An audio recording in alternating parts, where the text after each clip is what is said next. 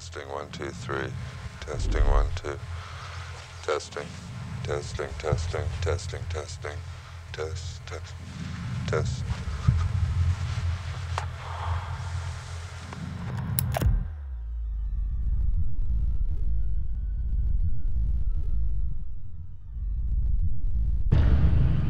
We rise to greet the state, to confront the state.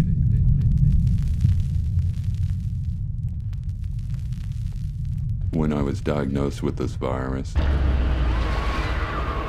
didn't take me long to realize I'd contracted a diseased society as well.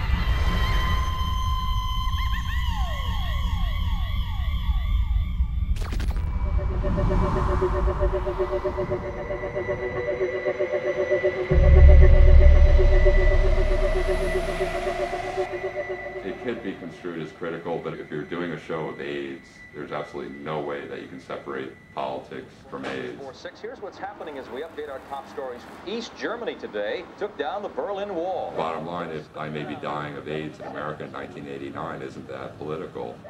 I don't have health insurance and that I don't have economic access to adequate health care. Isn't that political? And to try to pretend that the subject of AIDS cannot have a political tinge to it is ridiculous. Who was that? John McKenzie, who's putting this up together for Pete or something of World News tonight. Peter Jennings? Yeah. You mean like national news? Yeah. Oh shit, I should have had that recorded. Are you recording all of this today? Yeah. I mean, you're going to make art out of it, huh? Yep. Tonight, a Manhattan art exhibit about AIDS is losing a lot of federal money because of what will be shown in the exhibit. The chairman of the NEA states, "We find that a large portion of the content is political rather than artistic in nature. Some of the content includes criticism of Cardinal O'Connor, Senator William Dannemeyer of California, and Senator Jesse Helms for their support of the new restrictive law." Thank you. This weather is certainly no work of art. So are you going to do Nightline tonight? I somehow just can't see it. I mean, Do you think you'd put on a shirt if you did? well, that's what I was thinking of already, my wardrobe. I mean, if I did, I might wear a ski mask and, you know, carry a bucket of gasoline. From Philadelphia, I'm Terry Gross with Fresh Air. The art of David Wojnarowicz has recently been at the center of controversy because the subject matter deals with sexuality and AIDS. Let's talk about how you started making art. Now, you came from a really rough family background. Your father abused your mother. You ended up in an orphanage for a while. Then your father kidnapped you from the orphanage. And you've written that you later threw yourself into sex and you became a hustler for a while. How did you start making art?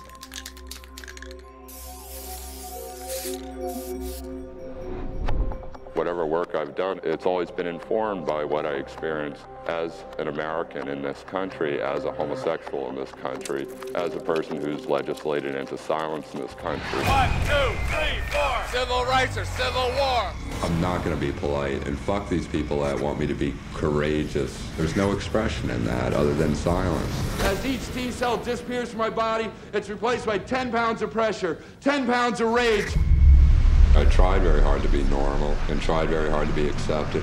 On some level, it's a terrific waste of time. Wojnarowicz? Wojnarowicz. Fuck you, faggot fucker.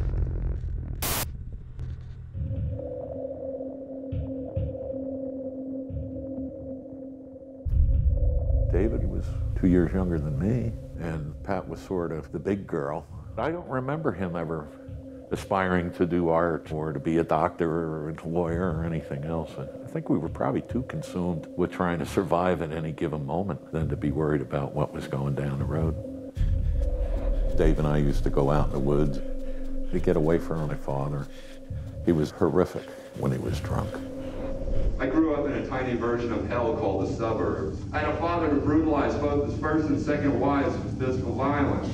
Any signs of life in the family he supported with his paycheck from his job as a sailor was met with extreme violence. In the universe of the forest, I didn't think of what it felt like as a 5 or 6 year old being dragged down a basement stairs and have my head and body hit with a dog chain or a sawed-off chunk of 2x4. In my home, one could not laugh, one could not express boredom, one could not cry, one could not play, one could not explore, one could not engage in any activity that showed development or growth that was independent.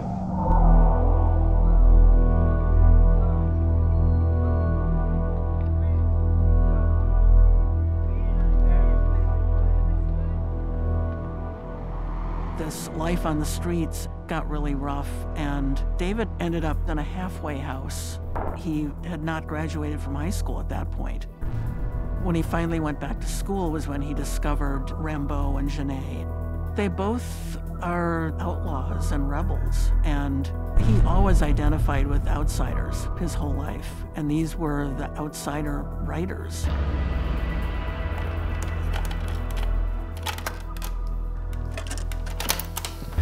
Testing tape journal 1, 2, 3.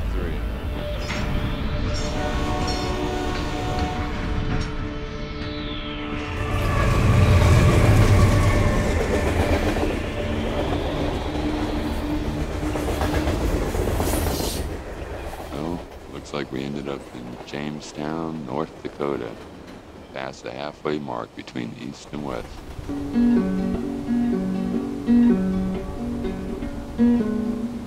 Feels like something out of an old West picture. Dusty roads and old board buildings, little family houses all around you. Great stretches of sky, long lines of trains. And the tracks, when you look at them, just shimmer. It looks like thousands of little animals running across. And there's the constant flapping of bird wings, like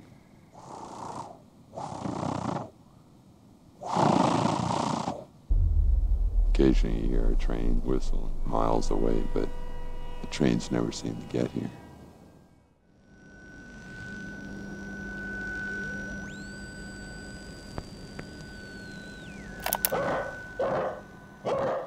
That was doggy French for high pinheads. I'm just sitting here in my sister's apartment using her tape recorder, trying to figure out what the hell to say.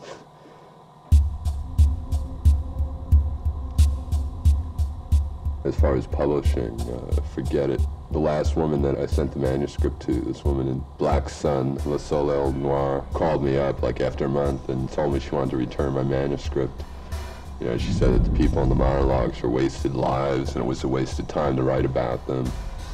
I mean, everything she said just reinforced my belief of its importance. It's like that. I mean, it's like the galleries, too. The stuff that I work on takes so long to do that the price that I'd have to ask if I was going to make a living off is just too much, especially since her tastes gravitate towards Woolworthian prints. I've been having like just tons and tons of dreams of America and the American road and highways. I really miss energy in New York. Paris gives you a sense of strange security, which doesn't make me happy. So I guess I'll say goodbye here. Au revoir, bonjour, bonne journée, bonne nuit, bon deux, bye-bye.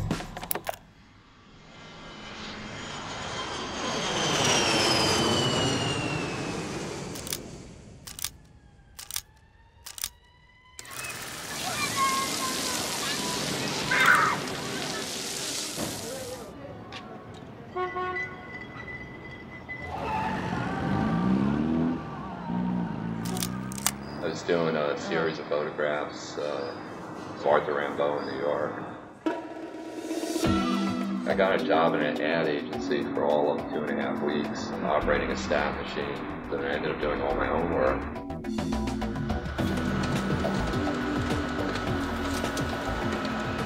I stabbed this face of Arthur Rimbaud, blew it up, and made a flat mask. And I'm riding subways, wandering all through the warehouses, hustling at Times Square. David was taking Rimbaud through what was his world in New York. I grew up as a hustler. I grew up hustling in Times Square and all sorts of places all around New York. Men of all different descriptions. Felt that home was so unstable. My mother would be screaming her head off. I would run away, whether it was for a night or whether it was for months, and just take off and end up being picked up by some guy and his son or, whatever. By the time I got off the streets when I was about 17 or 18, I had to turn to making things because I basically could never find a place to ever express what I had experienced. I remember one of the most emotional experiences was one day being picked up by this guy who was very creepy, and I remember lying on this dirty bed that was one of these cheap hotels, and this guy sucking my dick his mouth was sticky, and that he would kiss my leg and there would be like this gummy kind of stuff on my leg, and it was all the stuff that I was really repulsed by, and not enough to not have a hard-on. I remember feeling all this incredible emotion for this guy. I just felt so sad for him that at some point I like reached under his arms and pulled him up to me and kissed him on the mouth, which is the thing that I least wanted to do. He started weeping and just said nobody's ever done that, and ended up giving me extra money and whatever, which I was quite happy with. And there was a lot of violence. A guy robbed just about every day. You know, always get shaken down by groups of kids or junkies. It's like a whole experience of living on the streets when I ran away from home, of feeling the world set up in such a way that it seems that I'm constantly working against it rather than alongside. Most guys that I meet, their lives are just so completely different. You know, there's no real communication where I can feel totally free in expressing my ideas or my desires or my experiences. My experiences as a hustler seems to be one thing that sits on the back of my shoulder. One thing that's incredibly hard to convey to people is the level of promiscuity of that era. This is something that's really hard to describe to people younger. We thought sex was good for you. That what was bad for you is not having sex. And what was bad for you was repression of sexuality. That was bad. This is before AIDS, or before we were aware of AIDS.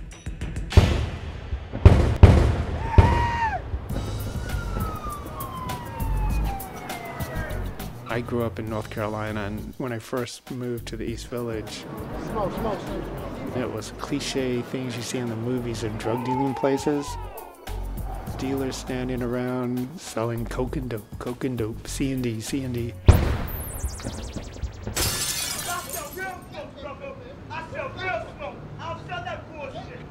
People forget how much the rest of America hated New York. We were a bunch of junkies and cocksuckers as far as America was concerned, and there was a real sense of cultural decline. There had been this huge shift between the kind of idealisms of the 60s and the first civil rights movement and the anti-war movement. All these things had derailed by the mid-70s.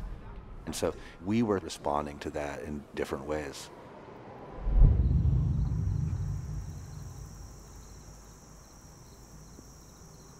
I walked up to the park and the streets were completely empty and traffic was non-existent. I opened up my pants and I walked up and down the pathways, and there's just like this really quiet sort of loneliness there. I mean, I felt like I was like, you know, back where it started from. I've been filled with this sense of anxiousness, and the fact that I'm 26 and thinking about myself and my values, my actions, and thinking about the effect of people on people. Wondering if any of it's meaningful, if it's futile, trying to figure out what it is that my life is and where I've been going. This is a man whose time has come. A man whose principles have been familiar to Americans for 30 years. A man whose accomplishments make him the natural choice for President of the United States. We will make America great again. Thank you very much. Reagan is the president of this country now. Going through a time in my life that seems desperate, surreal, awful, and slightly wondrous all simultaneously. Met a fellow a month or so ago, Peter Hujar, a photographer who, in some interesting ways, is like a mirror of scenes I'm entering. He has the same desperate and, at times, confused outlook, but minus the one seed of hope that I have in me.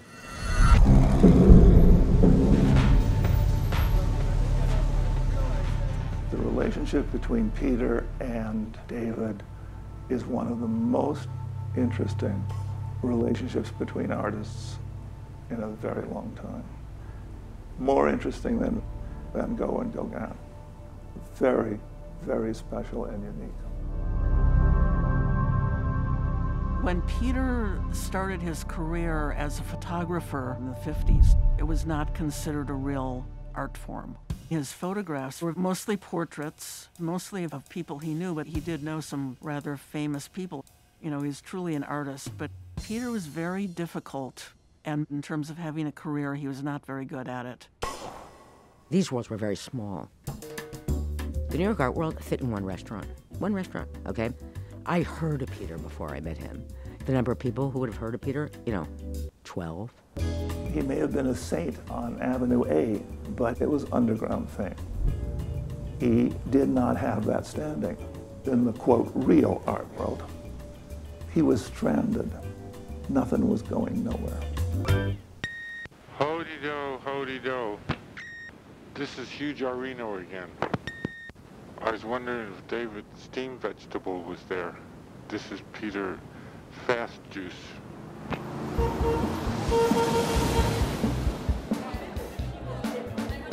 Peter last night in the bar when I told him about doing our portfolio and throwing out all the drawings that I thought were aggressive or upsetting. Told me not to throw out any drawings, no matter what my taste is and what my ideas are. If I feel it's good and there'll be somebody who will pick up on it, I shouldn't start compromising and trying to adapt to other people's taste. And last night I was standing around here at 5, 6 in the morning, looking through the portfolio, looking at my photographs. I was really startled. It was like the first time that I sat down and really looked at them in ages since I did them. And I realized that they are good. And that there's absolutely no reason for me to deny them or throw them away. They're my life, and I don't owe it to anybody to distort that, just for their comfort. I think that everything David thought an artist could and should be was embodied by Peter. And Peter was the purest of the lot.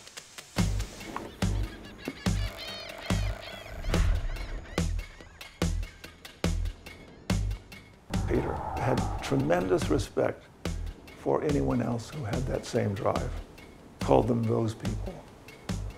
And those people were special. He was a tough judge. And when he discovered David, he realized he's one of them. This guy is one of them. He's talented in a chaotic way. And Peter saw right away both the talent and the chaos.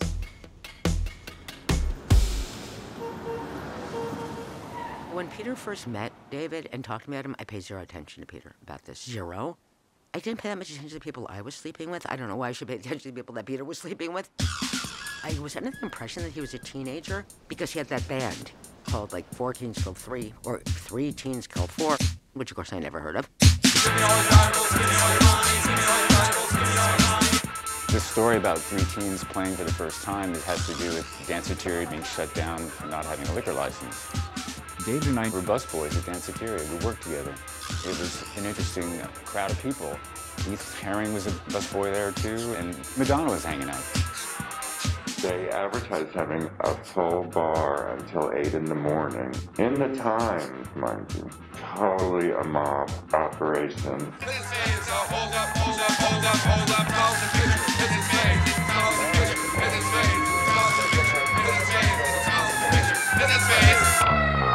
We were raided. A bunch of us went to jail. David escaped. And then he had concocted a Molotov cocktail somehow. He was going to blow up the police vehicle.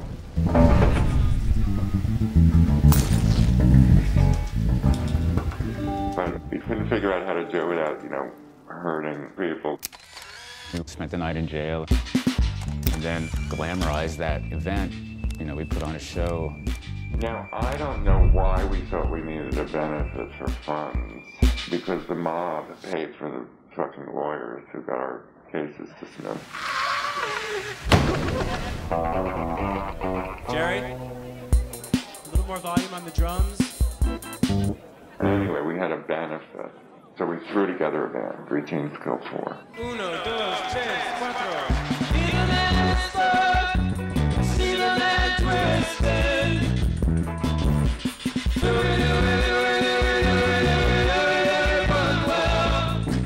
So after we played the first gig, Jesse and I and David wanted to continue it. I knew their drummer had fallen out. I went and bought a rhythm machine because I didn't know how to play anything. I thought, well, I can push buttons, so I did that.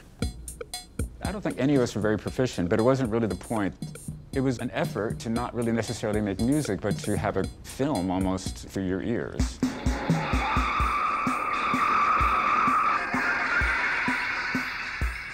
We ended up calling it the cacophonic barrage, as opposed to music. We were really ahead of our time with the use of samples, and that was David's instrument. David would come up to a mic with his handheld tape recorder and blast sounds. Yes, because the guns and the grenades are great equalizers. It used to be said that a revolver made all men 6 feet tall. I heard a rumor that Frank Zappa was in the audience one time when we played, and he said that we used the tapes like lead guitar, which I thought was a great comment. There was a time in America that if a quote-unquote glory hole appeared, the police would throw them in jail on morals charges. Limp-wristed sissies. David wasn't really of the art world. At that point in time, he was just an individual that was doing his thing. He used to come over to my house to make art because there was more room in my house than in his house, which is funny because I had a tiny East Village apartment with the bathtub in the kitchen and the toilet in the hallway. We would get on the floor and make stencils and posters for the band.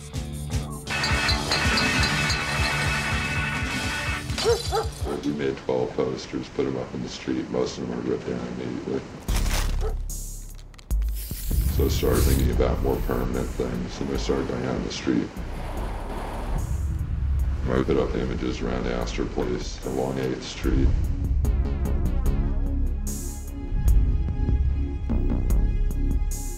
But I didn't have any intention of being a street artist.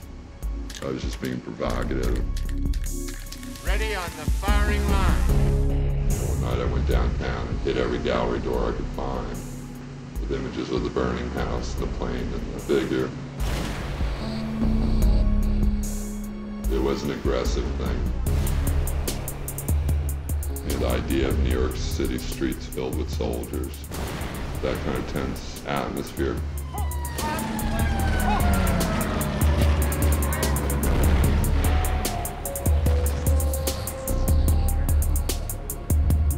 I was just a rabid fan of David. He was pretty obscure at that time, but I knew about the piece him and Julie Hare did in the Leo Castelli building, the shrine to contemporary art at that time.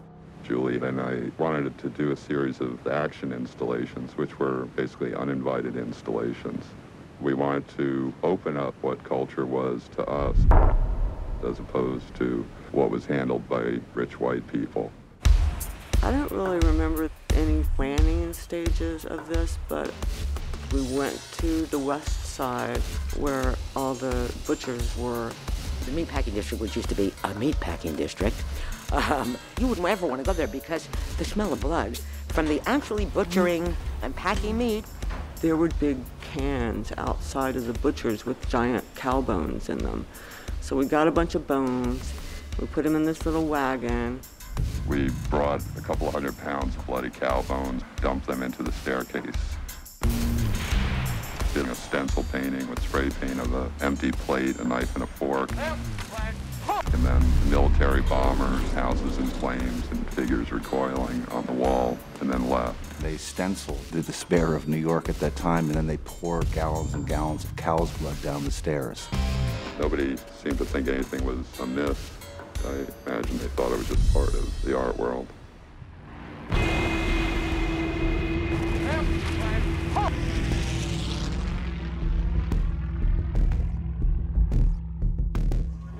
Six months later, I was still doing stuff in the street. That's when somebody approached me from one of the galleries and asked me if I wanted to put a painting in one of the shows. So I said, sure.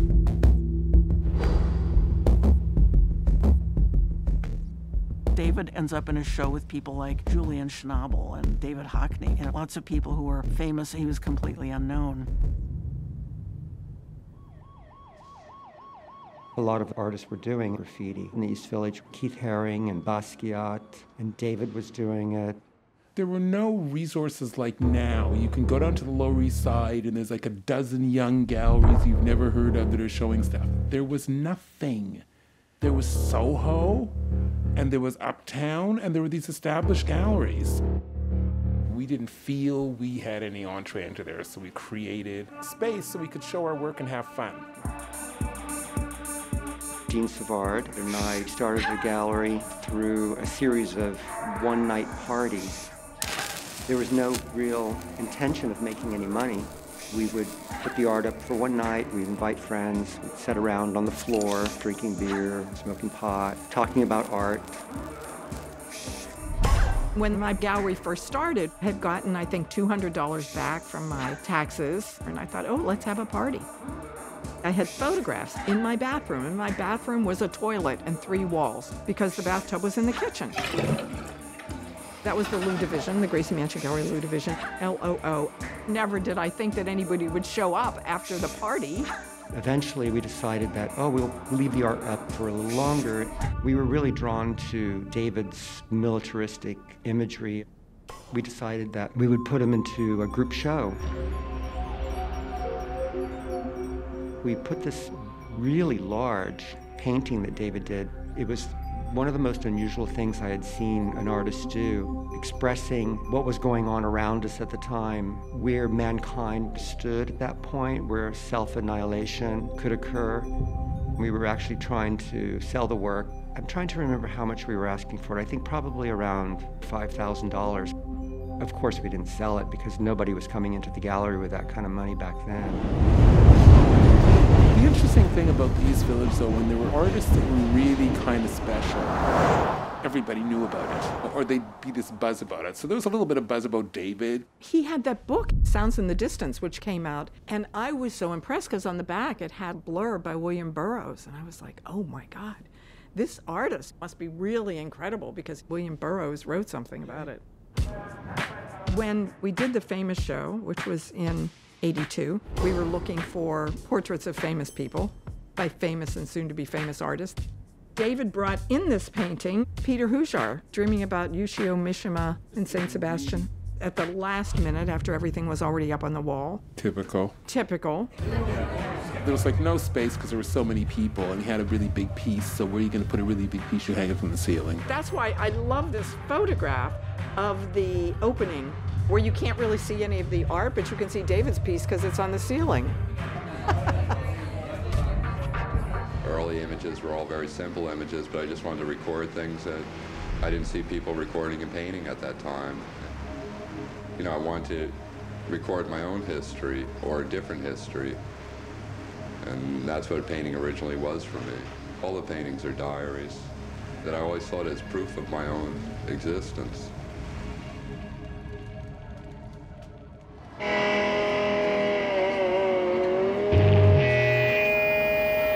3 teens killed 4.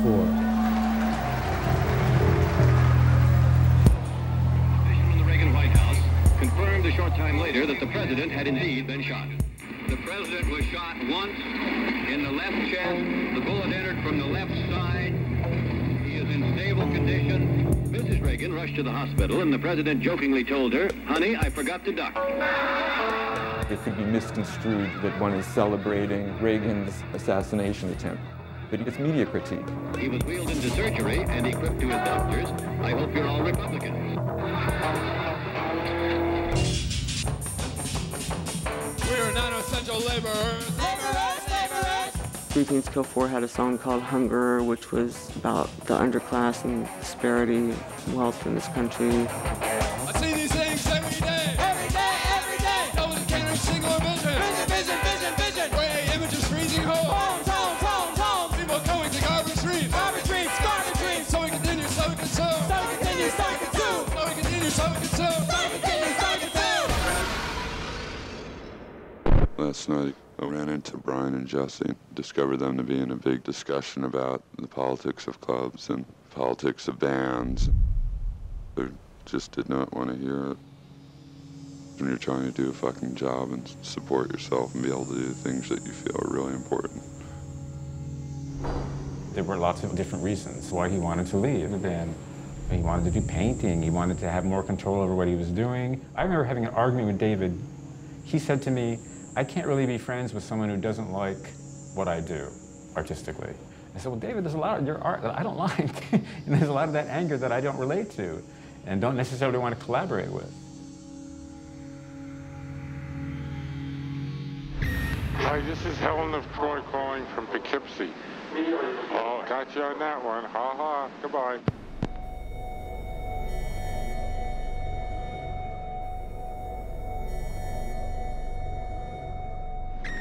Hi, this is Hujar. I was just checking to see whether you're in your place of painterliness. Bye. David came over to our place early one morning. He said, you guys got to come to this huge pier with all these walls and there's nobody there. We had to slip under a chain link fence, got into the building, and it was really impressive, remarkable space. For years been abandoned, like a couple football fields in size. The idea was for artists to make work there surreptitiously. Yeah, it was very adventurous and illegal. And that was very much connected to David's knowledge of the piers as a place for sexual trysts and that whole subculture around it. And in a way, they kind of spoiled that spot. No one could go there for their acts anymore because there were too many people traipsing through. The ground floor was thousands of square feet with very high ceilings. And upstairs there were rooms. David and I found piles of discarded files, psychological evaluations from Bellevue.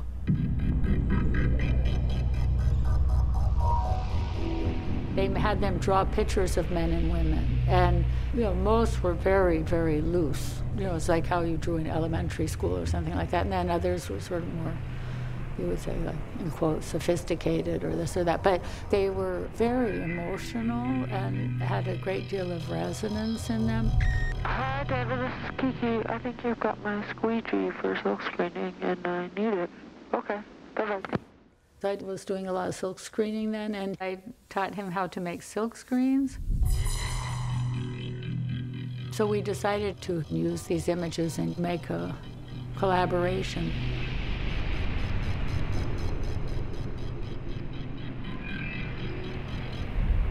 The first time I met David, it wasn't physically.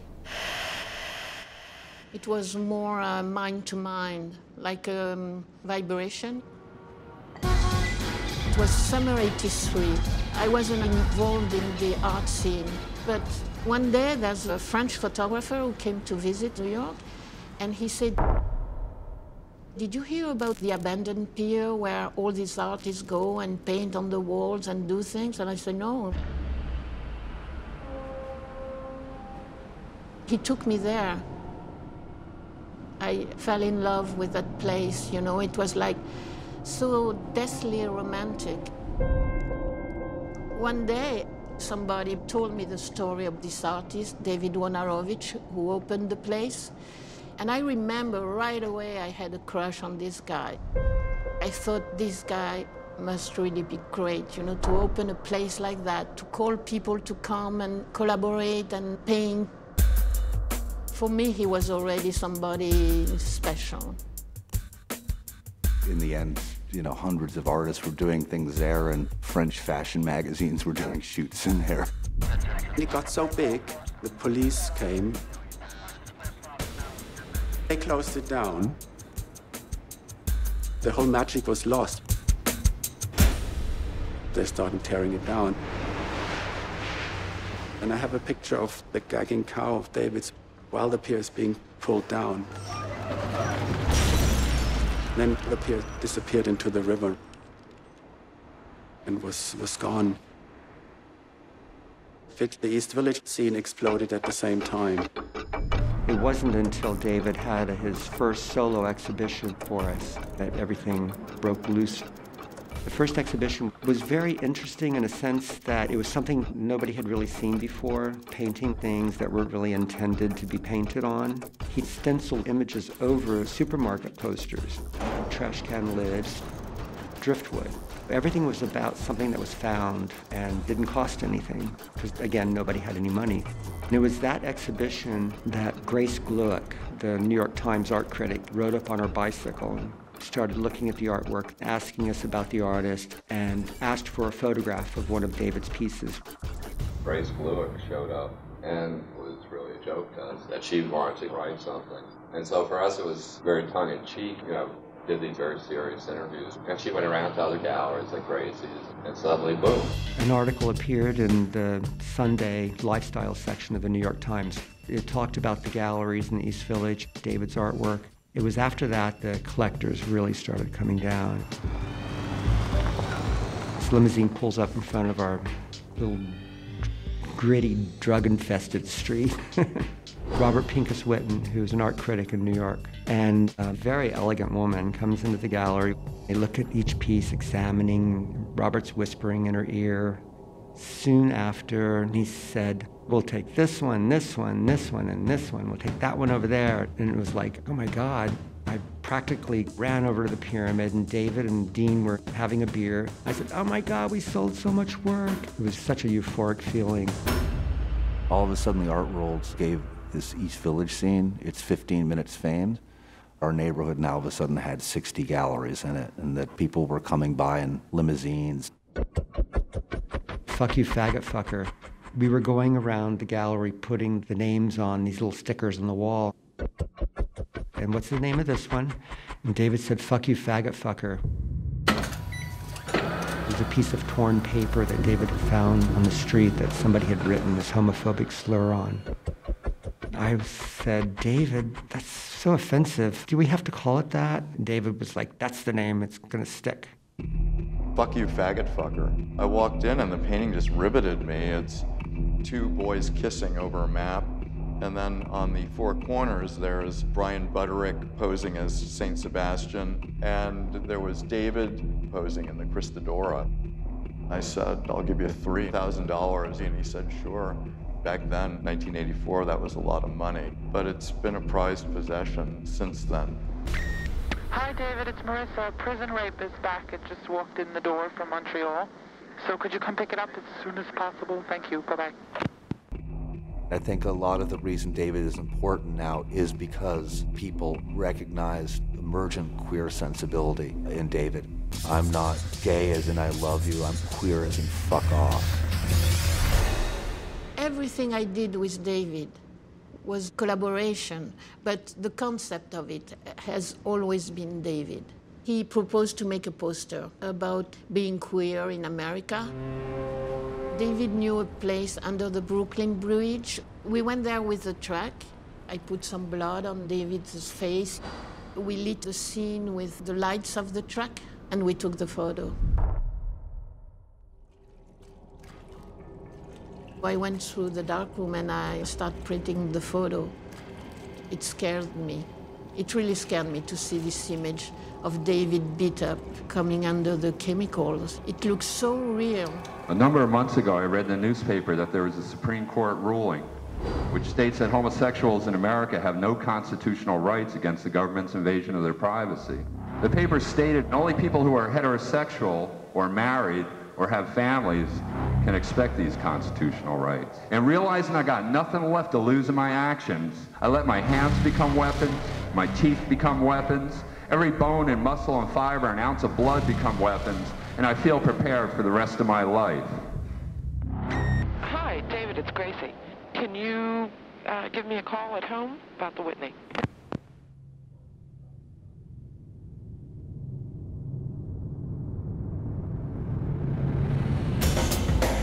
'85 was a big year. David had two major pieces in the Whitney Biennial. I mean, that's amazing. Everything happened really fast. Hi, I wanted to make sure somebody told you made the front page of the Washington Post on Sunday for the Biennial. A big reproduction of your piece. Bye-bye. It was major for all of us to be accepted in the bigger art world. But David wasn't like, oh my God, I got into the Whitney Biennial. Not at all. No. No, I mean, he really thought about whether he wanted to do it. David has a certain kind of political consciousness that plays into his work. Who owns it, where it's shown, the whole thing. He was not particularly thrilled about a bunch of rich, money, capitalist people in the Whitney thinking that he was great. There's no gratification for that in him. And those people are very classist and judgmental. He wanted to be recognized by people that would appreciate his work, but the right people for the right reasons. You know, Peter Hujar had a lot of the same attitude. The gallery system is one of the big obstacles to art. Yeah, it's only been recently that there's art stars, there's people who make tremendous amounts of money overnight. Art today, it is a commercial product, so the people are doing art that looks like art. I agree. Turning out a product. And I think that when an artist perceives what he does as a product, he's in trouble. That's it. I mean, it's like they turn into little mini factories, and there's nothing human about it. There's no odor. There's no stink. Hey, David, you know you're in New York Magazine. They did a review of the biennial, and they reproduced your piece. But I also wanted to talk to you about the minutiae. Okay, bye-bye. Adrienne and Robert Mnuchin were two collectors. He was on Wall Street, and she had a cashmere store. And her name was Adrienne. Now it's like Adriana or something. But anyway, at that time, she was Adrienne. They commissioned David, and it was the most money that David had ever gotten for anything to do this big installation in their basement. He needed the money, so he was glad that I had made this sale, but a part of him really was very unhappy about it. David didn't really like rich people. So he took all this garbage off of the street and put it into the installation. They were scouring all the vacant lots to grab the nastiest shit they could. You know, it looked like the plague had descended upon their place. Basically filled it with trash and made a beautiful installation out of it. But so much of it just looked like tetanus. And it had bugs. Adrienne was like freaked out. These bugs were being brought into her pristine brownstone. Of course, David loved it. He brought in more. David, hi, it's Gracie. I'm just checking in, seeing how everything's going with the installation, if you need any help. And what's up? Basically, just a what's up call. Okay, I want to talk to you. Okay, bye-bye.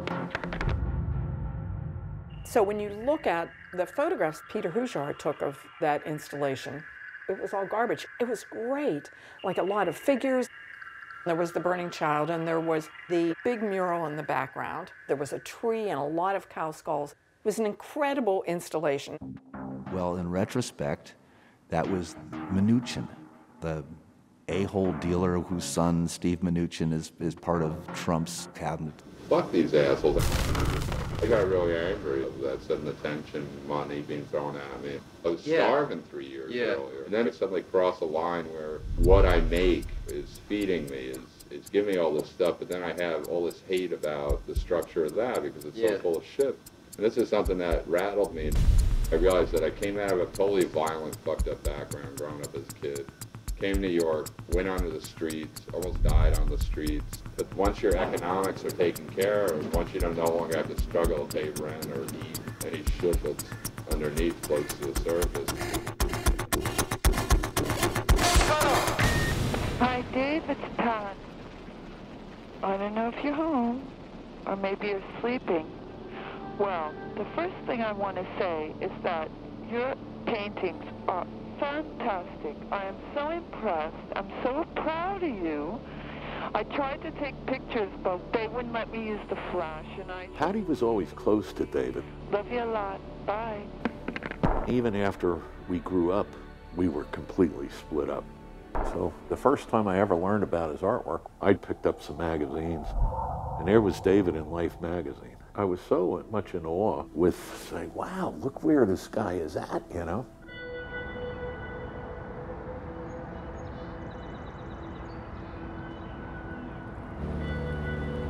I finally found a way to get in touch with him. It was an interesting thing to sit down with him. I came to New York and he started spewing off about he was a child prostitute, he's gay. And I got the feeling that he was testing me. I think he was afraid that I would never accept him being gay. I just was glad that he was okay. Dave, this is Steve calling. I don't know if you need maps for your artwork, but I just threw out about 5,000 of them today. I worked for AAA, so he had free maps. Whenever he needed them, I'd make sure he got them. Maybe I can save me some money. Okay, bye-bye. Hey, David, this is Richard. I just wanted to get together with you and talk about making a movie or something like that. I'm up. Give me a buzz. Bye. It was one of those nights David and I wanted to get high. I said, hey, why don't we try shooting ecstasy? I've got some of that. David and I got into this deep, deep conversation. I said, let's make a movie where we try to figure out why young people are the way they are, the punks and all that stuff, and just shot a quick movie. I think we did in a day. David played the father, Karen Finley played the mother. It ended up being a lot of things from David's childhood. He definitely had the most fucked up stories. Stop playing with your food. Do you call this food? Look, it isn't even fucking cooked. It's all bloody. Shut up! David said that when he was a kid, they had a rabbit. My father got us rabbits, and he said he gave away the rabbits, and then Patty found out somehow that he hadn't butchered them. We wound up eating our pet rabbit, which I think was horrific. And it really bothered David, too. You know what this is? See that? That's my bunny. What are you doing to it? And you know what this is?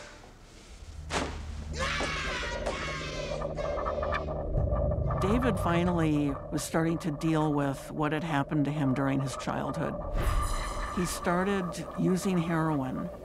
It was almost a social drug in the East Village. I had some junk that I had laying around, so I did it in the bathroom. The light and everything just started making me feel sick. David took drugs in a way that Peter was sure would destroy him. And Peter knew too much about the way artists can sabotage themselves to let that go one step further. At some point, Peter said, David, what are those marks on your arm? He said, oh, it's nothing. He said, don't tell me it's nothing. And you are going to stop taking heroin today, right now. You will never take it again as long as you live. And if you do, I will never speak to you again. You will be dead to me. David started crying, and he stopped heroin. He never took it again, because Peter was the most important relationship in his life. They first had an affair, but I don't think that lasted that long. And then they were friends, but at a certain point, I really thought of David as Peter's son. Peter didn't think of him as Peter's son, and probably David didn't, but to me, that's what it seemed like. Well, what else can we talk about? What was the great love of your life? What was? Yeah, Who was? I mean, the great love of my life is my work. Who was the great love of your life? I don't think I've ever had one. I don't know.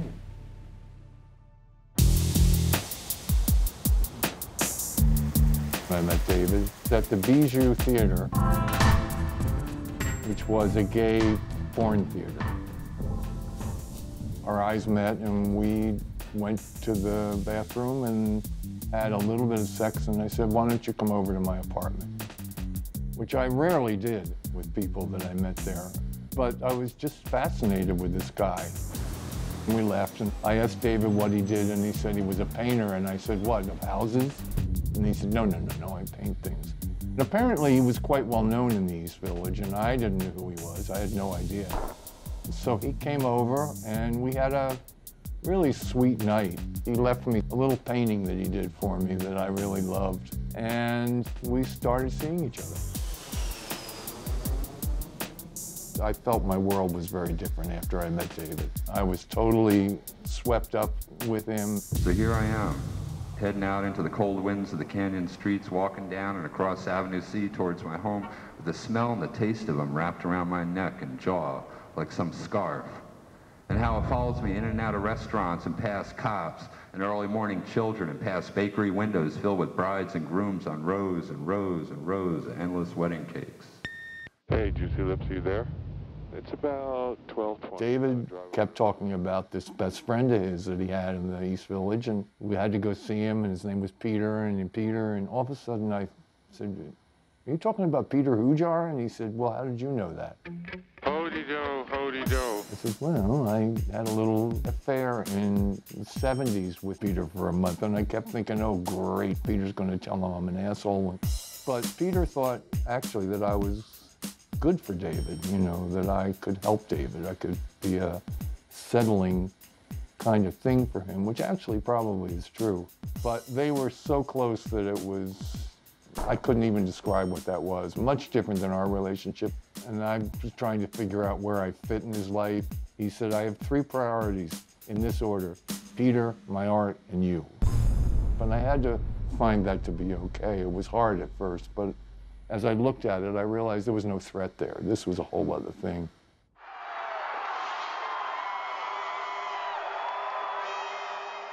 Hi, David, this is Carla, wishing you a Happy New Year. Hi, David, this is Brigitte. I wanted to wish you a Happy New Year. Hody-do, hody-do. It's the Nuffer, and the monks last night were great. You would have actually loved them, I think. There were 10 of them, and they sang in voices that was like, whoa, no deeper than that. Ooh, no, I can't do it. It was really nice. They did a healing ceremony. Well, anyway, that's all I have to say. Goodbye.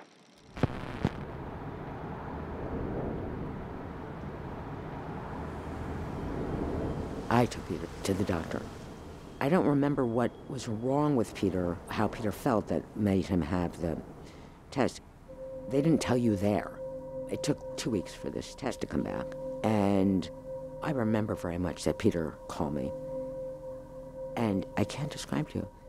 I said, "How are you?" And he goes, "Fran." And then he made this sound like not a scream, a kind of a scream. More it sounded to me like an animal sound, not like a human, to say his test came back positive. When Peter was diagnosed with AIDS, I came over 10 minutes later. He went to meet me at the door, and there was some mail that arrived, and it fell on the floor. And I remember him picking it up and turning and just saying, even something like getting a piece of mail has an entirely different meaning. And from that, I constructed something of what this man is facing.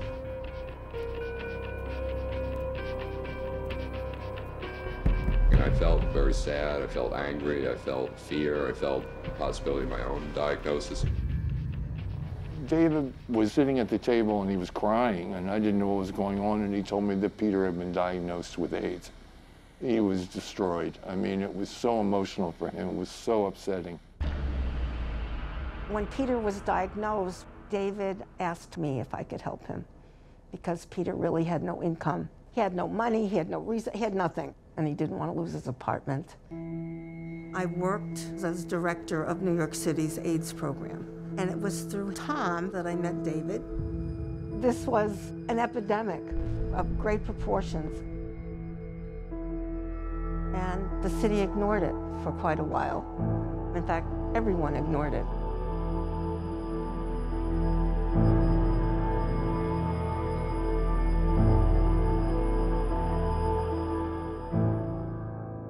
People with AIDS who were getting sick and losing their jobs were coming to apply for public assistance. Because AIDS had a stigma already, none of the traditional systems in place wanted anything to do with them. The staff wouldn't touch their paperwork. They often died before they got any benefits at all. Mayor Koch finally decided that something needed to be done. He started a very little program, and I have to say we probably broke every rule in the book in order to get people what they needed.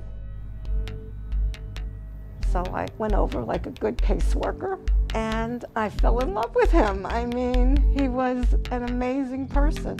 I could certainly ease a lot of his fears He couldn't believe that he wouldn't lose his apartment and he'd have some kind of income. Hippity hoppity, happy Easter eggs. This is Peter Cottontail. This is the ex-Peter Cottontail. Are you there? Hello, howdy-do. Peter was prone to Great Depression. I mean, he never took a photo after his diagnosis. He gave it up entirely.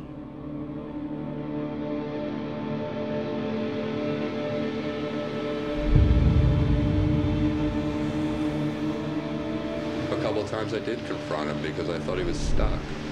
And that was the only time I allowed myself to confront him, when I thought that he was just shutting down and so full of rage and not strong enough to express it.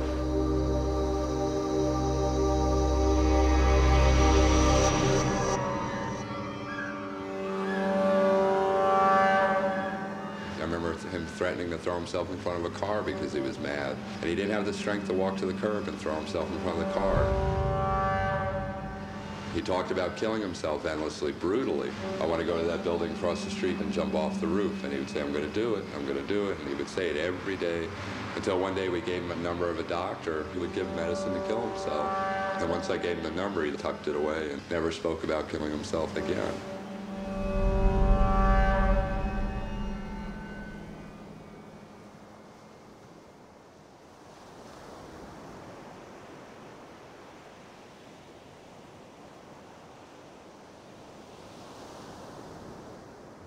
David had like a huge career. Then, when I did the Four Elements, we didn't sell a thing. It was over. Art world is very fickle like that. Once you start getting a certain amount of something, you have to keep it going, or it fizzles out. I had this naive sense that once people supported work, then that doesn't just disappear, that, you know, that they'll watch what you do and they'll take interest and they'll follow it, which isn't the case at all. It was the end of the East Village scene, and so-called East Village art had just gone out of style.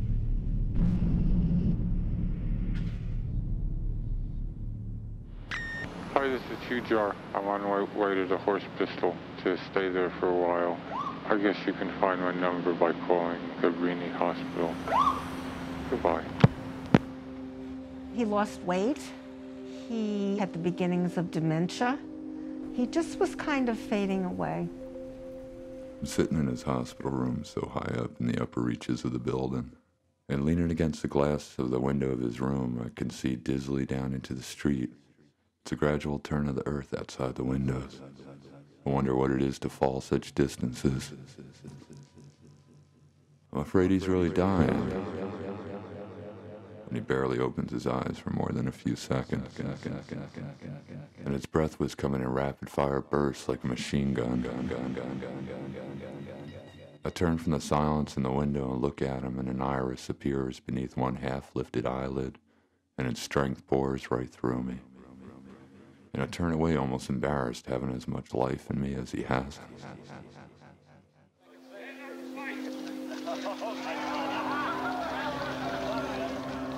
It was Thanksgiving, and I met David in Peter's room at the hospital. Ethel Eichelberger was there, and Peter was in a coma. I mean, he really wasn't responsive in any kind of way. We're all sitting there, and Ethel says very quietly, he's not breathing anymore. His chest isn't going up and down. We called the nurse in, and the nurse said yes, he had passed.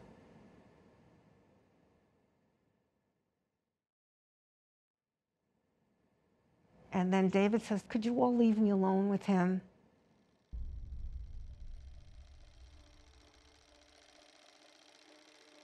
If I could attach our blood vessels so that we would become each other, I would. If I could attach our blood vessels in order to anchor you to the earth, to this present time, to me, I would. It makes me weep to feel the history of you, of your flesh beneath my hands, in a time of so much loss. It makes me weep. All these moments will be lost in time. like tears in rain. Smell the flowers while you can. When Peter died, I went out to dinner with Anita and this nurse. He was talking about sometimes you could tell somebody was infected because they get a string of pearls along your neck, which was glands that would swell up. So while I'm sitting there, I run the fingers down my neck, and sure enough, I have a string of pearls, swollen glands. I decided to get tested. It came back positive. I had pretty good T-cell at that point. I wasn't sick or anything. David, he was very sympathetic and very supportive, but then at some point I said, you know, you're being very supportive, but you don't know your status. The first time I saw David, David had markers of infection. Oral candidiasis, thrush. He didn't have a competent immune system. I don't think this came as a shock to David.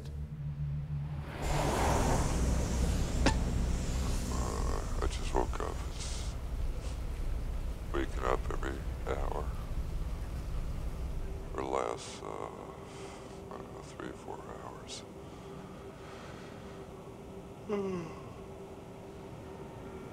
So I was diagnosed with ARC sometime this summer. Now, near the end of November, I'm living at Peter's house, Peter Hujar, as I couldn't afford the other apartment that I had.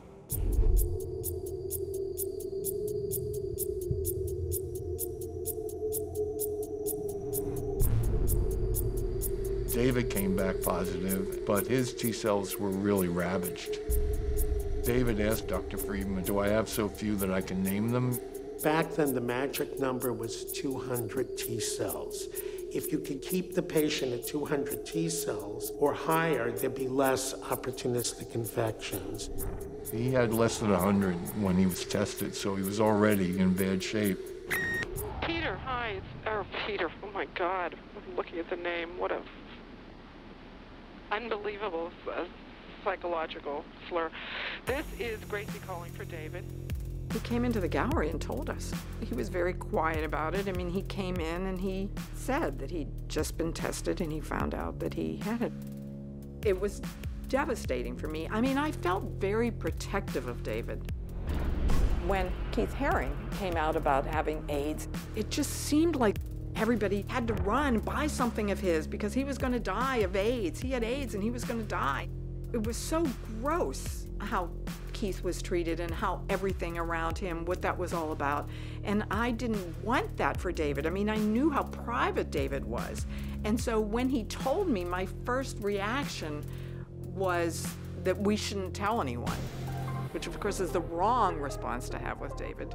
That's when I picked up the phone and called Barry Blinderman and said, you have to do this retrospective now, like now. She was right in that this is what I do, books and retrospectives, and I was an avid fan of his work. I bought the painting, Fuck You Faggot Fucker, back in 1984. There was an urgency to do the show while he was alive.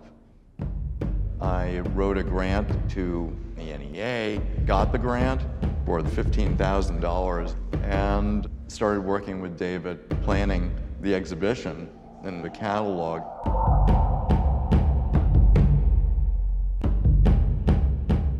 I thought the phrase Tongues of Flame was very appropriate.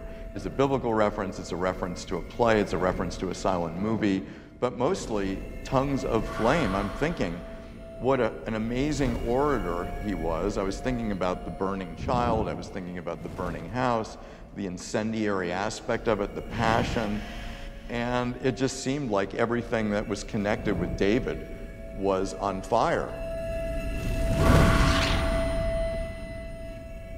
One of the things that happened after my diagnosis is this thing of this may be the last work I do. So it's like trying to focus everything and channel it into this square or into this photograph or into this thing that it's all got to go in. All the anger, all the emotions, all the thoughts. I'm working on a series of sex images that take environments like the sky, the ocean, an airplane, train movements, a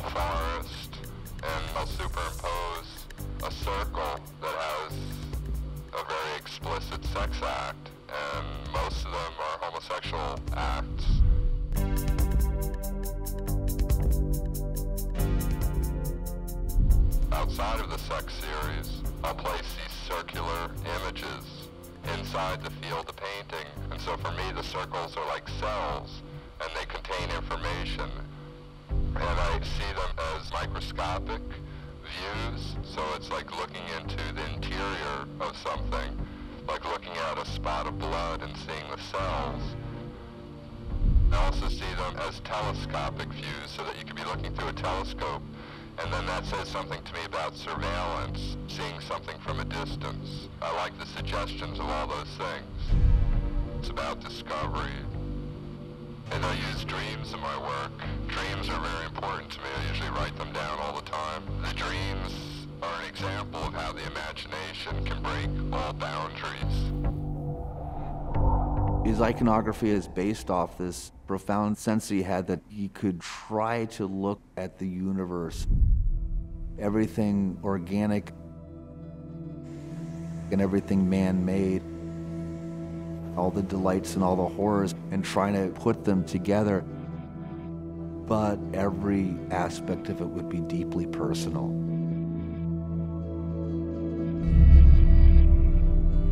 When Peter died, David took photographs of the head, the hands, and the feet. There's a tradition of taking death mask of someone important. Hands are important because they're how you physically interact with the world. And then the feet, I think, are very important. And that goes back to the Old Testament and the New Testament. How do you greet people? You wash their hands, but it's more important you wash their feet, because that's what's anchoring you to the world. And you find that all the way through classic spiritual literature. That iconic laying out of those images, incorporating them into Peter Who's Our Dead with that text, is really a call to arms. I was diagnosed with ARC recently, and this was after the last few years of losing count of the friends and neighbors who've been dying slow, vicious, unnecessary deaths because fags and dykes and junkies are expendable in this country.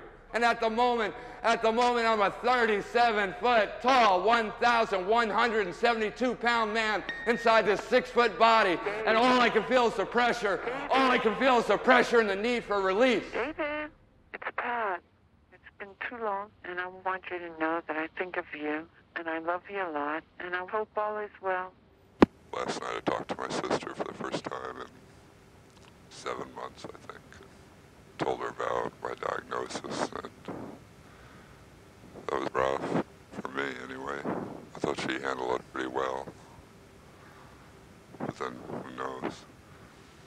I remember Pat once saying to me, "You'll never get AIDS," or something like that, because I'm not one of those people that run around and have sex with everybody. I remember I didn't correct her.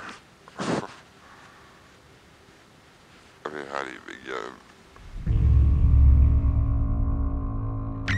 Dave, you home? Steve calling again. Okay. Bye-bye.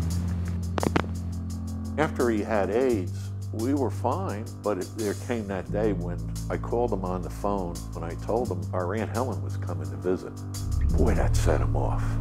Look, if it comes up, whether about my girlfriend or do you have girlfriends, I'm going to tell them I'm homosexual. And if it comes up, I'll tell them that I have this virus. If it goes far enough, I'll fucking confront them and ask them why the fuck they let this psychotic do this damage to us all these fucking years and not do a fucking thing about it.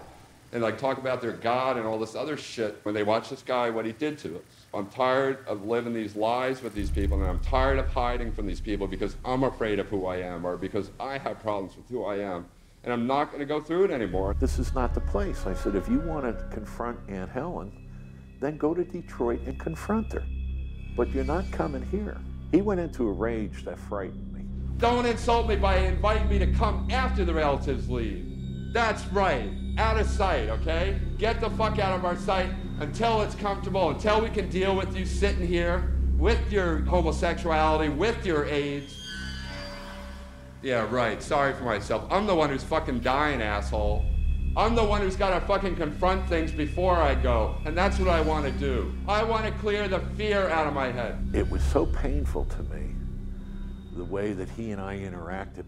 If I could do it all over again, I'd try to do it a little differently. So are you afraid to tell your children I have AIDS? And then he started saying, Oh, your kids know that you have a faggot for a brother? That's not what I said. I said, are you afraid to tell your kids I have AIDS? And I said, David, they're young. One's 3 years old, the other one's 6. It's too messy for me to be in your fucking life, so save it. Save it, Stephen. I don't need this from you. I don't need this kind of insult. I fucking face this every day, and I don't need it from quote-unquote family. You understand? Well, this conversation ends, Steve. We never see each other again. Goodbye. And then I never saw him again.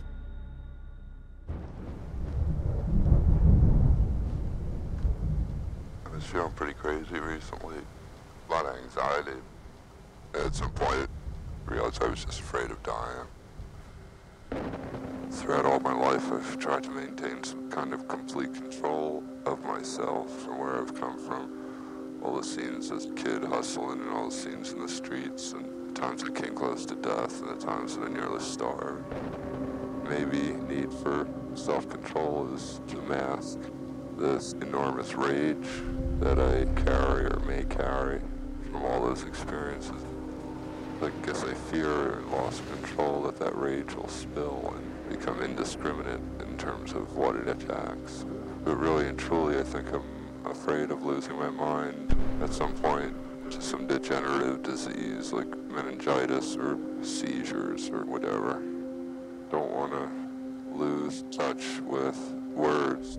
I want to be able to provoke some change in whatever limited fashion in people, in a person. And I always had this fantasy that if I were to ever become ill and if I were to become so weak that I couldn't leave the house, which is another fear for me, I want to at least be able to tap at a fucking keyboard, even if it's with a pencil held between my teeth, touching each key letter for letter. Despite rage, despite illness, despite pain, I hope that my mind continues. AIDS was revealing exactly what society was about. But was already there in his work. He knew already what the world was about. He knew the structure that sustained power. He knew the manipulation of people who would like to live differently. So the illness became a weapon against the politics of this society. When I was diagnosed with this virus, it didn't take me long to realize I'd contracted a diseased society as well. Thousands of demonstrators demand that New York City do more to help those suffering from AIDS. Healthcare is a right. Healthcare is a right. The scene evoked memories of the 60s. Civil rights or civil war. David and I went to ACT UP meetings. We marched with ACT UP. The city is dying. On some level, the most interesting thing that they have is information of what was happening in the hospitals.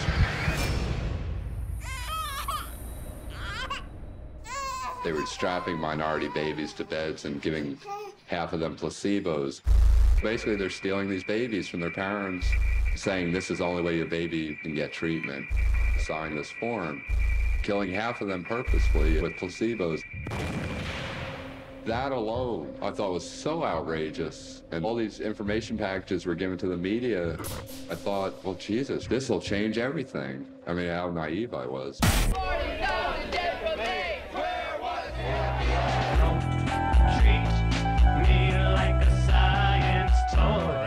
We went down to Washington when ACT UP demonstrated at the FDA. Hundreds of angry demonstrators effectively shut down the FDA today. Burst in flame.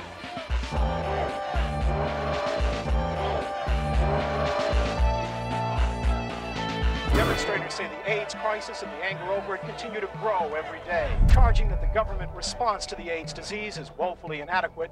They say the demonstrations will continue. Our group made these tombstones and then laid down like we were dying.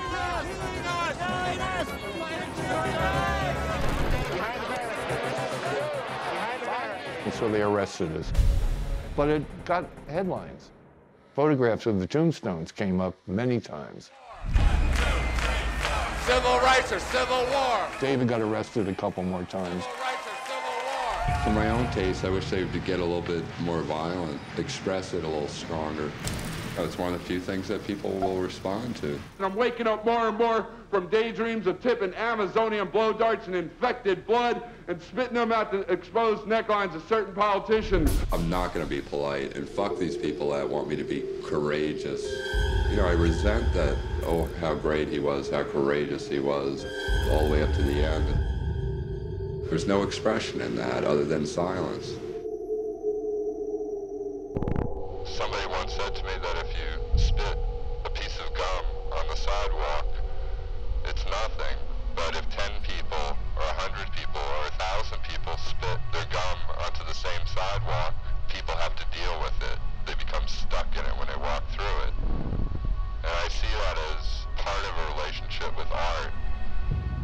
When people put themselves on the line in their work, whether it's music, writing, photography, painting, or whatever, in terms of culture with a capital C, they apply a tiny amount of pressure against the system of control that would willingly jump into fascism if there wasn't enough pressure on its throat.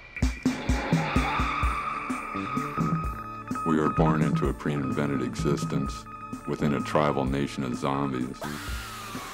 The government has a day-to-day job maintaining an illusion of a one-tribe nation. And inside of that one-tribe nation, there's actually millions of tribes. Historically, minorities have always been expendable in this country.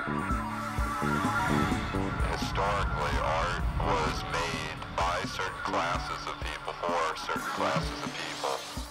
What I make in my work is a record of things that challenges the record that we're given daily, whether through the newspapers, through the television, or through the politicians. I've chosen to stay and fight. I've chosen to stay and fight.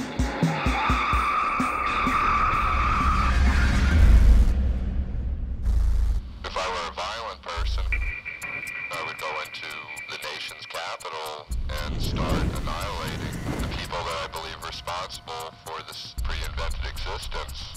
But the originators are long dead.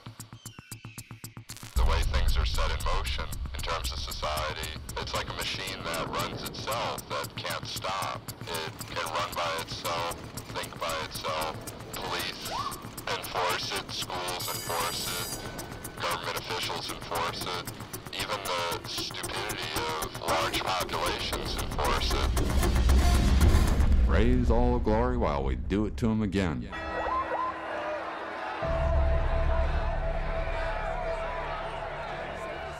Cardinal O'Connor has helped tens of thousands of people to their unnecessary deaths through the denial of pertinent safe-sex information. He obviously prefers coffins to condoms. I know why we're here today. This is Jesus Christ.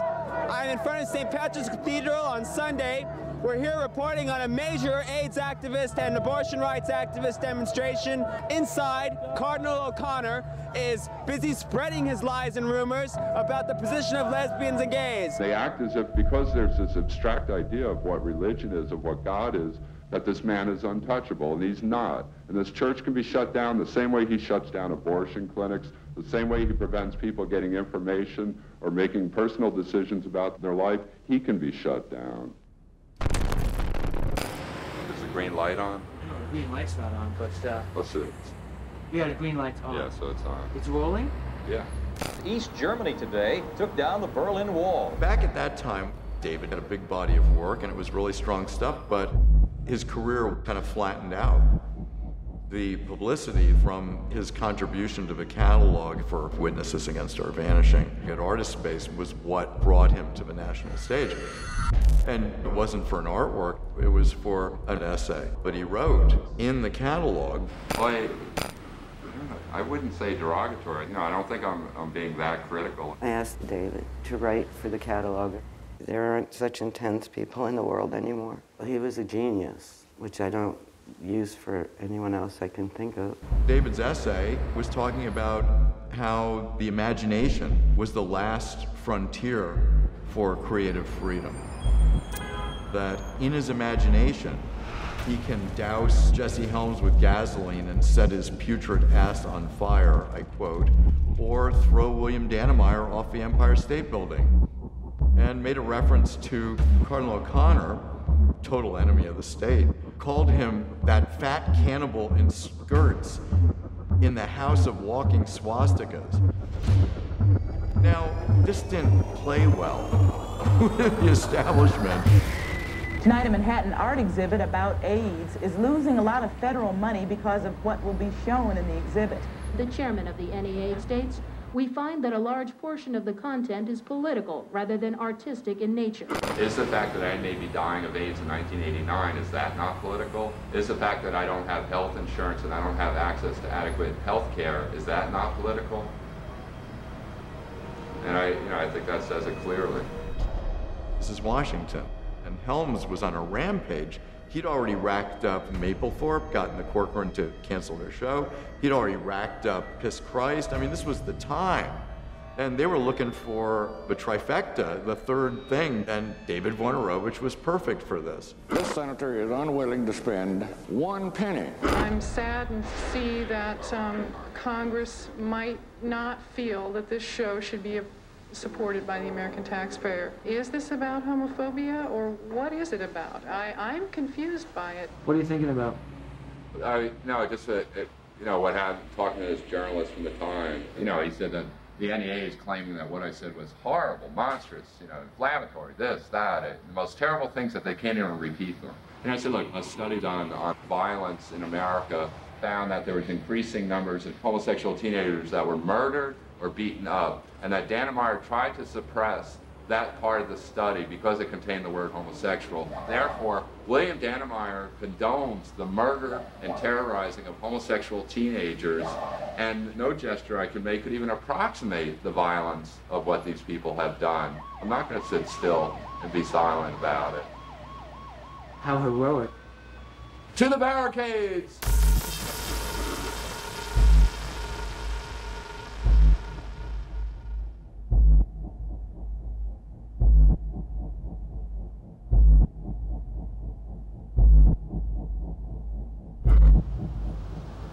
Well, what's happening now?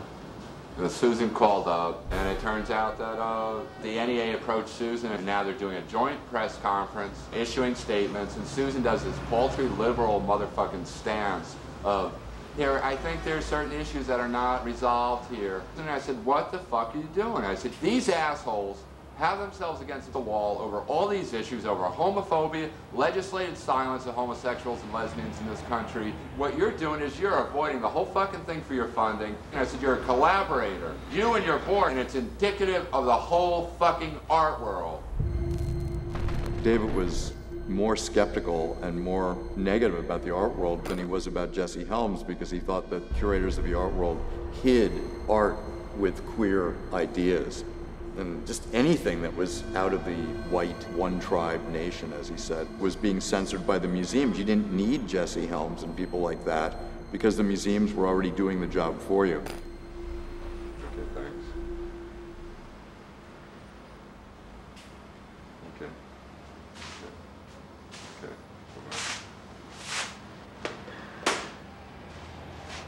What happened? She's crying. She said she's going to say in her statement that this is the failure of the government to confront homophobia in this society. It's the legislation into silence of homosexuals, and it's the failure to provide safe-sex information to people with AIDS so that they can make informed decisions. Did she say that to the press? This is her statement, and that she's going to thank me from the bottom of her heart for what she's learned.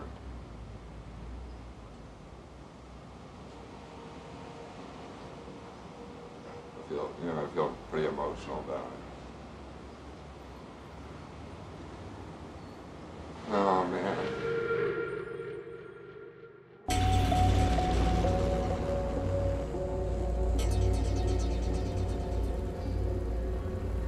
This show does contain 10 years of work, starting with David's early street stencil pieces to work that was just made yesterday, especially for this gallery.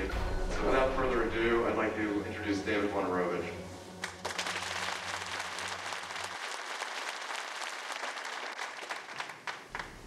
Thanks a lot for coming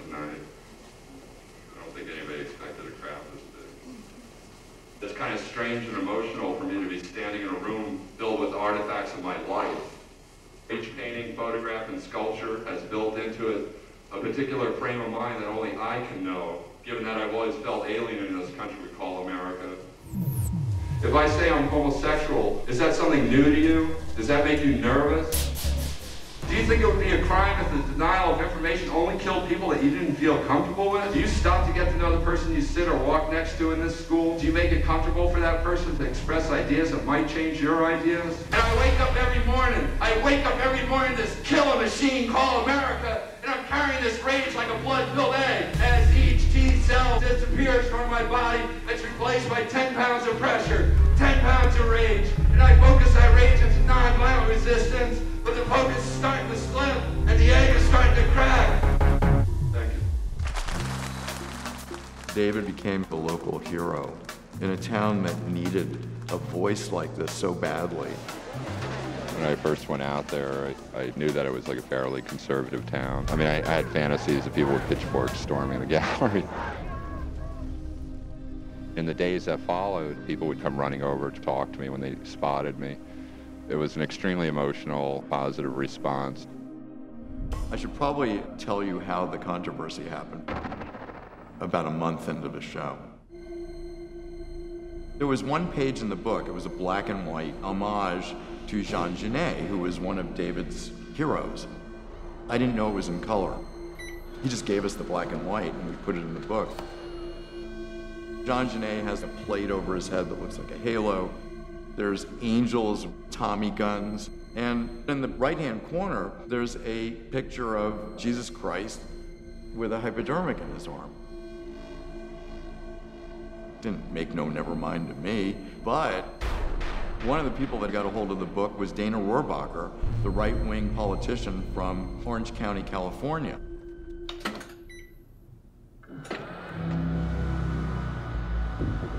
Rohrabacher put together a screed with a Xerox image of Christ with the injectable, talking about, do you know what your NEA money's going for?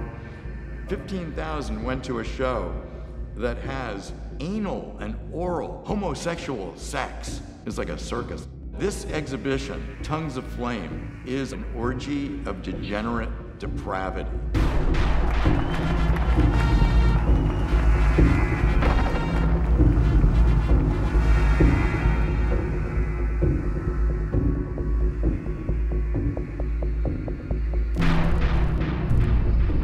Then I started getting letters and threats from people to the university saying, we hear you have this exhibition that is morally unacceptable. People would come to the show, and I'd end up having contests with them about who could quote the Bible better, me or them. Trying to explain to them that Jesus was the man of sorrows and he was here to cleanse us of our sins, and if that meant taking on the pain of a junkie, then that's what Christ would have to do.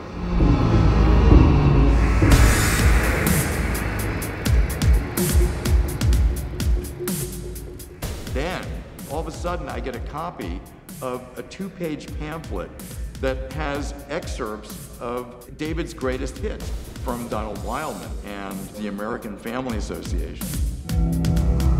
Donald Wildman got Pepsi to stop using Madonna as spokesperson because of cones that she was wearing, and she was being anti-religious. And evidently that had been sent to thousands of churchgoers and any senator or congressman who hadn't gotten it from Rohrabacher. I sent that to David and I said, look at this.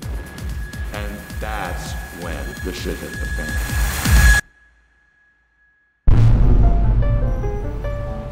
Coming up, Wojnarowicz explains why he's suing a group that's trying to cut off government funding of the arts. Donald Wildman went through a catalog, went through it with a pair of scissors. He searched out what he perceived to be tiny details of paintings or photographs that involved the portrayal of sexual activity, sometimes using less than 2% of a single painting. He represented these mutilated fragments as my work. This week, Wojnarowicz took Wildman to court for violating his copyright and distorting his work by taking it out of context. What I remember was the whole courtroom completely full of artists and friends of David, and Reverend Wildman sitting there like he was in hell, like in his mind, in the most awful place that the Lord could have possibly put him. There was full of sinners and sodomites and blasphemers all around him. And people dressed in black. And everyone's dressed in black, and he looked tortured.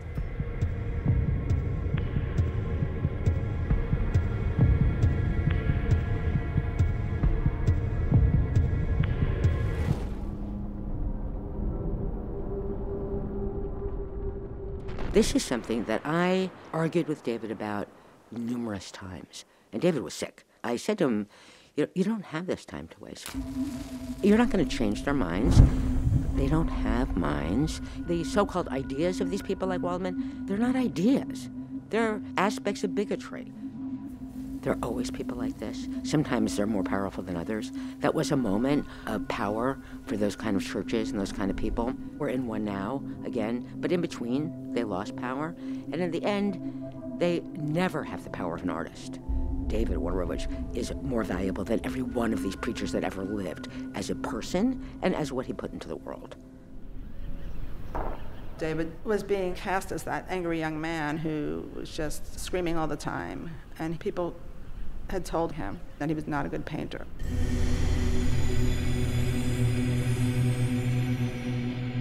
So he was challenging himself to make beautiful paintings of flowers. But within that, of course, he put his writing, and he did it in a way that melded with the pictures. But as you read the works, you realize he was telling stories of death and politics. I mean, it's just really sad, beautiful show. I wonder what this little bug does in the world, what his job is. And if this little bug dies, if the world feels it, I mean, does the earth feel it? Does the world get a little lighter in the rotation? There's another one. So you think they're married? Or are they homosexuals on vacation? David was HIV positive in '88. I went to New York a lot of time to work with him until 1991. I mean, for me, he wasn't sick. You couldn't see on his face, on his body, he was sick. Until the last trip we did, there's one moment where I felt this virus took his mind. In May 1991, we did this trip in the Southwest. We were in Death Valley, driving, and I said to David, let's stop here, I would like to take photos. David said, look, I'm not really feeling good. I stay in the car, go, and I just want to stay here. I don't know, maybe I left a half hour. Then I came back to the car, and David was laying down with the seat down. He was like white, completely white. I said, David, and he didn't answer to me. He wasn't sleeping. His eyes were open. And then he looked at me, and he wasn't there. He was somewhere, I don't know where. I started getting scared. I touched his face saying, David, David, David, David. And he came back slowly to consciousness. And then he started laughing like nothing happened, like he was nowhere, that it has been here. That's the moment I felt that something was shifting in his mind.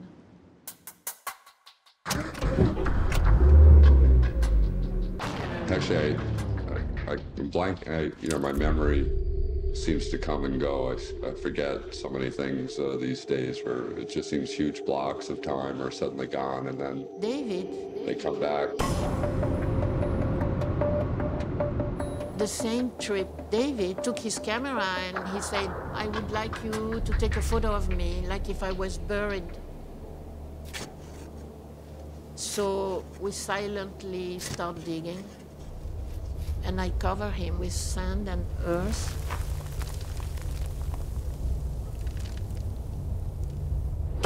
I took different photos. I took photos from behind. It was very strong, very strong.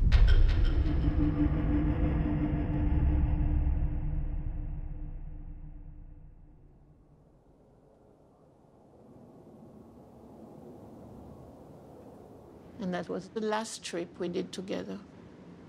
We never met again. We spoke over the phone, but we never met again.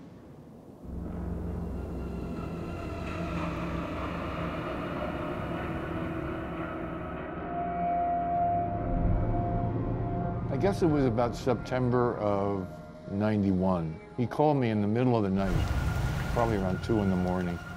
He said that he had a fever and he was shaking, and so I came over.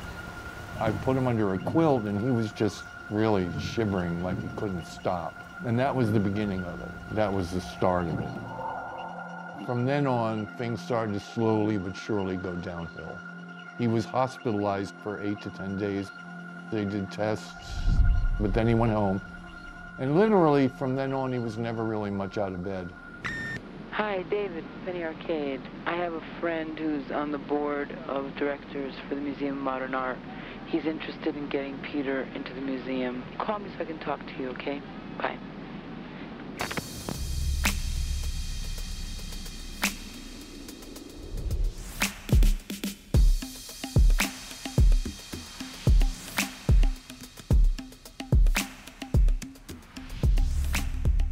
When U2 did a concert out at the Meadowlands in New Jersey, they sent a limousine for us. And before the concert, we met with them.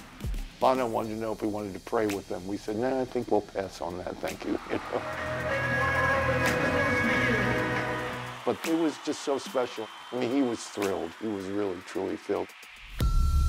Hi, David, it's Kiki. Siobhan said that you went back in the hospital, so I hope you're okay. He was in and out of Cabrini a number of times, and after one of them, he said, I'm never going back again. Home care was established in that loft of the movie theater for him. That became a hospital room, and most patients didn't have that at that time. David was one of the first people to have that level of home care. And probably that was the force of his personality and Tom's organizational skills. If not for Tom, that wouldn't have happened. David? Dave? Hello? It's Pat. I just want to let you know, I talked to Tom, and I told him when I'm coming in. I'm worried about you. I just hope that you have someone around you, and, well, I'll talk to you tomorrow, okay? Big kiss. Bye-bye. His decline was speeding up. Dementia was setting in. It was in and out. It was getting more and more difficult, and he was more and more tired. Things were happening for David, and you could tell David, Moma had just bought fire, and he would just go like, that's wonderful.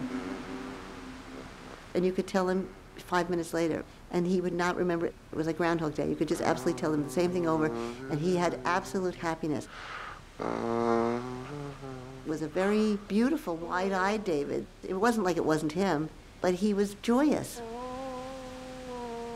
Dr. Bob said, a real person comes out when they get into dementia. If they're nasty at core, they'll be nasty. But David was as sweet as he could be. It was heartbreaking for me.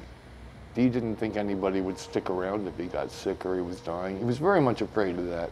And I think as a result of how badly he was treated as a kid. You know, there was a tremendous sadness and fear for me worrying about him and knowing he was just getting worse and worse. But at the same time, I felt grateful that I could be there for him. Looking out the windows, I can place myself somewhere out in that sky, lie down in that texture and dream of years and years of sleep. And I talk. And I talk inside my head of change and of peace for this body beside me.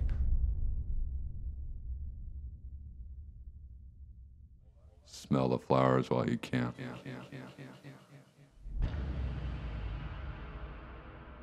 July 22nd, he died at the apartment. And there were like 12 of us there, all of his friends, his sister. The nurse said to Tom, I think he's gone. And That was it.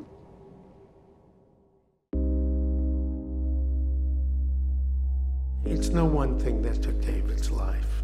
It was the burden of carrying all those illnesses and that one body that was just too much for one body to bear.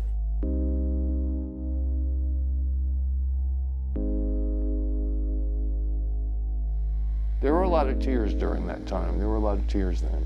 But I've gained a great deal of distance now, of course. And you know, in some ways it's even hard to remember him, which I don't like. It's what time does to you. But he's always here, you know, he's always here. No matter what, I know he's here.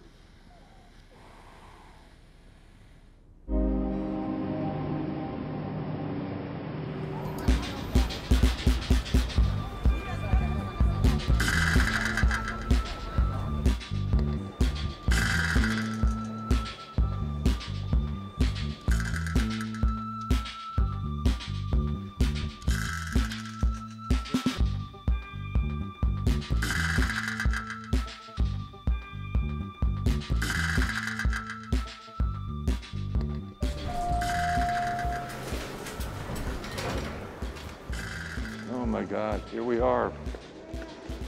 I said I wasn't going to cry and I'm already tearing up. It's been so long coming. Oh. Here it is. It's a little overwhelming, isn't it? Wow. Look at all this. All the Peter Hujar dreaming photos. Yeah. Peter was quite an extraordinary character, and they were so connected. Yeah. Anita, there's your monkey. There's your monkey, sweetie. Oh, yes, it is.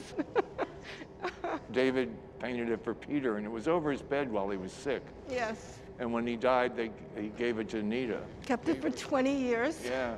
I'm so sorry. I needed to sell it. If I could buy it back from that woman, I would. Peter would always say that the monkey was carrying the weight of the world on his shoulders, the way David did it. This has always been a favorite. When I first saw it, it really kind of moved me a lot. At that point, David was not feeling very well, and I just kept thinking of Extinction and Wojnarowicz. He's so clever, he really was. He had such a great childish imagination. The imagination is the key to breaking through the borders of countries. We can break through existing structures of government. The work that anybody does as an artist, if it doesn't reflect resistance, then they're helping a system of control become more perfect. We rise to greet the state, to confront the state.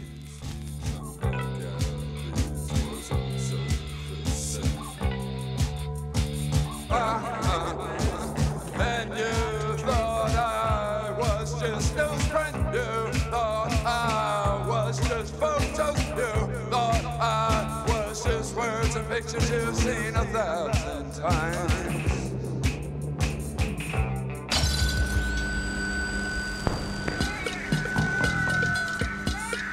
Lies they tell us, lies they live. What is it that lies can give? Peace or hatred, love or fear? Who will lie the most this year? Lies they tell us, lies they live. What is it that lies can give? Peace or hatred, love or fear? Who will lie the most this year? This is Hujar at noon on Sunday. You want to hear some Italian? Listen. E lui mi fa, Gong stava da qualche tu.